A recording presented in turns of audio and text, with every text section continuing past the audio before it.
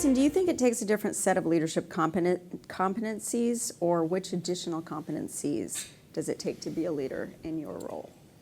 Well, one thing that's kind of interesting about running a cooperative is that sometimes we have board members that come from the for-profit side of running organizations and others that maybe come from the non-for-profit side, and they bring those experiences to the board. And the co-op kind of sits in the middle from my perspective. Yes, we need to achieve a financial return because we can't go out and raise capital like a for-profit company. So we have to kind of self-generate our growth. And so there is a financial return component that's important, but there's also a purpose component that's important. And it's weaving that with these two perspectives, kind of what's that look like in a cooperative. So when I worked in the for-profit world, relative earnings per share was a key metric that we would track how our performance was versus other companies in our sector.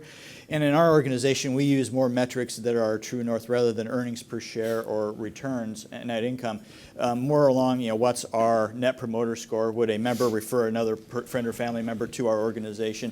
And what's our return to member? We kind of track how much do we save our members versus the competition. And we use those as our two kind of key metrics, which I think that kind of gets a sense the organization is different, that we don't use what's our ultimate return as an organization, and really what's our ultimate give back to our membership. Mm-hmm. And I think that's a difference that I've had to learn in leading the organization. That's a huge difference. So you sort of just described how profit and purpose can coexist. Cate, how do you think differently with a member-driven company like PCC?